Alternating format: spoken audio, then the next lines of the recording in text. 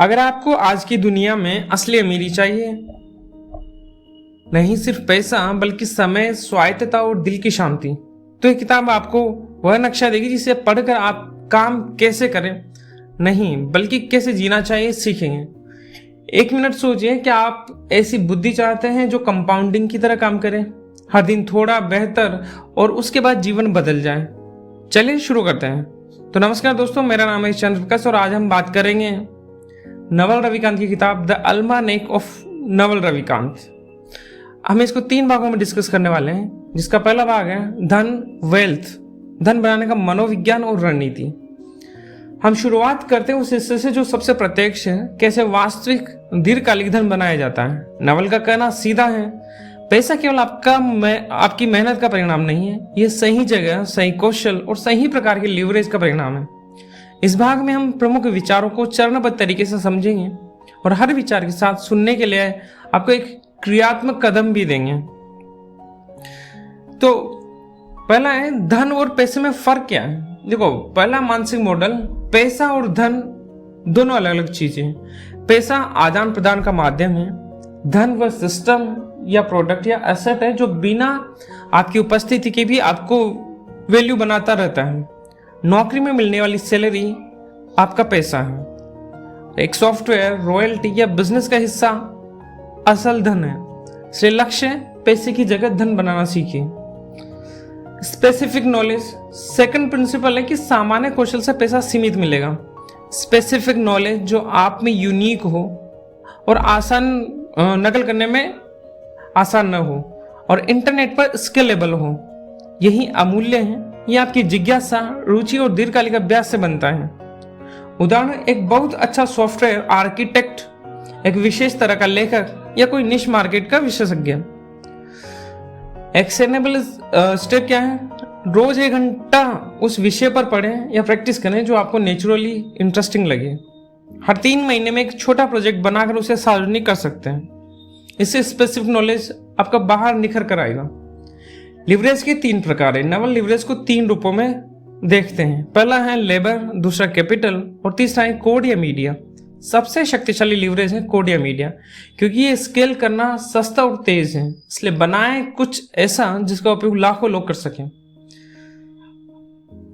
क्रियात्मक कदम क्या है? सोचिए आपका कौशल किस तरह से एक प्रोडक्ट बन सकता है, जैसे ब्लॉग हो गया, कोर्स, सॉफ्टवेयर या यूट्यूब चैनल। 90 दिनों में न्यूनतम प्रभावी प्रोडक्ट लॉन्च करें और सीखें। जिम्मेदारी, जब आप किसी चीज की पब्लिक जिम्मेदारी लेते हो, जैसे अपना नाम लगाने वाला प्रोडक्ट, मार्केट आपको ऊंचा रेट करेगा। रिस्क उठाइए, पब्लिकली फ्रंट हो जाइए। ये आपके ओनरशिप को बढ़ाता है, आपको अनोखे अवसर देता है। लंबे समय का खेल, प्ले लॉन्ग टर्म गेम्स। धन बनाने में धैर्य और नेटवर्क की भी आवश्यकता होती है। छोटी जीतें जल्दी मिल सकती हैं, पर असली वैल्यू उस इंसान को मिलता है जो संबंध, प्रतिष्ठा और कौशल को वर्षों में मजबूत करता है। तो निवेश, रेफरल नेटवर्क और रेपुटेशन कंपाउंड होते हैं। सेल और बिल्ड दोनों सीखिए। अक्सर लोग या तो बनाने में अच्छे होते हैं या बेचने में। नवल के अनुसार आपको दोनों का बुनियादी ज्ञान होना चाहिए। अगर आप बेच नहीं सकते तो आपका प्रोडक्ट बेकार रह सकता है। अगर आप नहीं बना सकते तो दूसरों से बनवाइए, लेकिन मालिक स्वयं बने रहिए। ओनरशिप और इक्विटी, स्टॉक्स, बिजनेस इक्विटी या रॉयल्टी, ये साधन धन का निर्माण करते हैं क्योंकि ये रिटर्न को स्केल करते हैं। नौकरी पर पूरा भरोसा न रखें, अपनी इक्विटी बनाइए, चाहे छोटे से में ही सही। तो पहला भाग को कंक्लूड करते हैं। निष्कर्ष सुनने योग्य एक्शन पॉइंट क्या है? तो पहले भाग में हमने सीखा कि पैसा काम नहीं करता, सिस्टम काम करता है। अपनी ताकत समझिए, उसे स्केलेबल बनाइए, सार्वजनिक रूप से जिम्मेदारी उठाइए और धैर्य के साथ लंबा खेल खेलिए। आज के लिए शुरू कीजिए, अपना स्पेसिफिक नॉलेज पहचानिए, एक छोटा प्रोजेक्ट 90 दिनों में लॉन्च करने का लक्ष्य रखिए। बुक का सेकंड पार्ट है खुशी, हैप्पीनेस, मन, आदतें और आत्मानुशासन। दूसरा बड़ा सेक्शन है खुशी। नवल कहते हैं कि धन अकेले खुशी नहीं देता, बल्कि खुशी एक स्किल है जिसे हम सीख सकते हैं। इस भाग में हम बताएंगे कि कैसे मेंटल ट्रेनिंग, अपनी अपेक्षाओं का प्रबंधन और रोजमर्रा की आदतें आपको अंदर से शांत और केंद्रित रखती हैं। खुशी एक प्रैक्टिस है, स्थिति नहीं। खुशी किसी परिस्थिति जन्य चीज चाहे आपका जॉब हो, आपका पार्टनर हो या सैलरी, पर पूरी तरह निर्भर नहीं करती। ये एक अंदरूनी स्थिति है जिसे अभ्यास, ध्यान और आदतों से सीखा जा सकता है।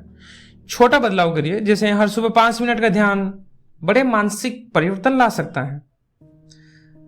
अपनी इच्छाओं को मैनेज करना, अधिकांश दुख इच्छाओं के बढ़ने से होता है। हम हमेशा अगले पर ध्यान देते हैं, वर्तमान को छोड़कर। इच्छाओं को पहचान कर सीमित करना एक शक्तिशाली तरीका है। इसका मतलब ये नहीं कि आप आकांक्षाएं छोड़ दें, बल्कि अपनी प्राथमिकताओं में स्पष्टता लाएं। ध्यान और माइंडफुलनेस। नवल अक्सर ध्यान और प्रैक्टिकल मेडिटेशन पर जोर देते हैं। यह न सिर्फ तनाव घटाता है, बल्कि आप की जो विजन क्लैरिटी है उसको स्पष्ट करता है। क्या वास्तव में जरूरी है? रोज 10 से 20 मिनट ध्यान से आपकी संवेदनशीलता घटती है और आपका डिसीजन मेकिंग है वो बेहतर होता है। स्वास्थ्य बेसिक नींव है। अच्छी नींद, व्यायाम और संतुलित आहार खुशी के लिए अनिवार्य है। नवल बताते हैं कि शरीर और मन अलग अलग नहीं है।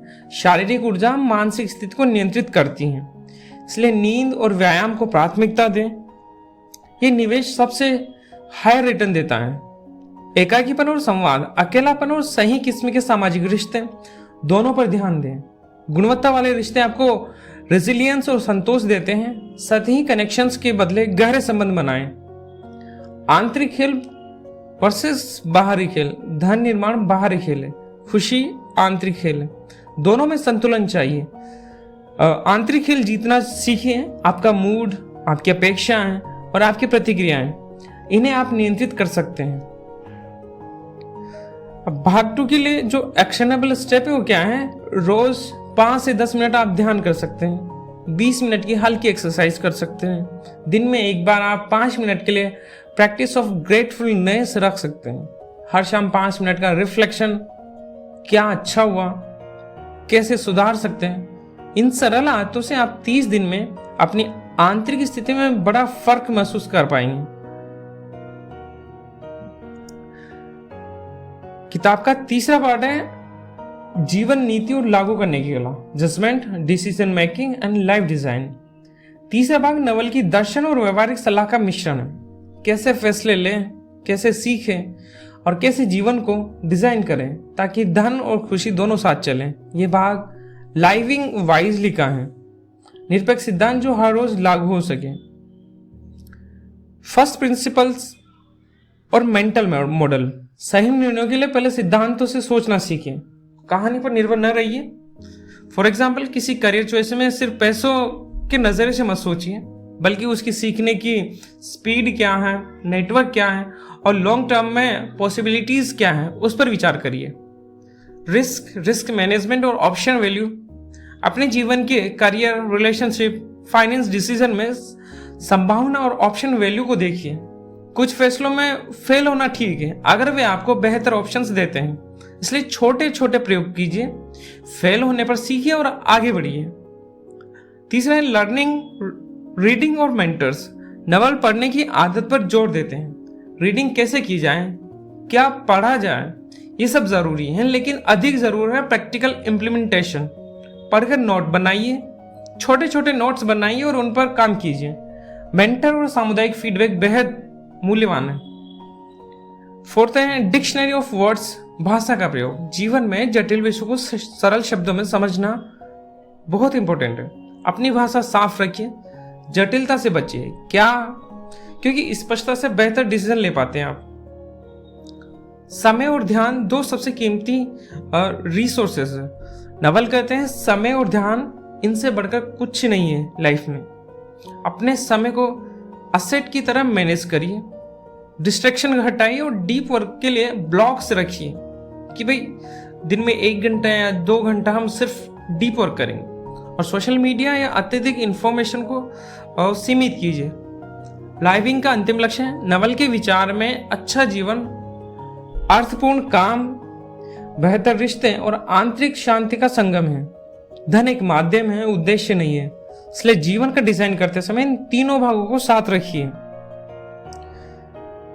भाग 3 में रोजमर्रा के जो हम लागू कर सकते हैं वो स्टेप है। साप्ताहिक एक रिव्यू रखिए। हर शनिवार 30 मिनट में अपने लक्ष्य, अपनी लर्निंग्स और नेक्स्ट वीक के छोटे एक्सपेरिमेंट तय कीजिए। महीना में 1 महीना लंबा लर्निंग एक्सपेरिमेंट रखिए, नया कौशल सीखिए, उसका MVP बनाइए। और हर दिन सुबह का ध्यान, दिन में 90 मिनट डीप वर्क ब्लॉक, और रात में एक रिफ्लेक्शन टाइम रख सकते हैं आप। तो नवल कहते हैं, धन एक सिस्टम से आता है, खुशी एक अभ्यास से, और बुद्धि सही फैसलों से आती है। आज का एक छोटा कदम, 90 दिनों के लिए एक छोटा प्रोजेक्ट चुनिए और रोज 1 घंटा उस पर काम कीजिए। 1 साल बाद आप न सिर्फ कुछ बना चुके होंगे, बल्कि आप खुद बदल गए होंगे। और यही एक असली अमीरी है, आपका टाइम, आपकी स्वायत्तता और आपका पीसफुल लाइफ। तो थैंक यू दोस्तों, थैंक यू।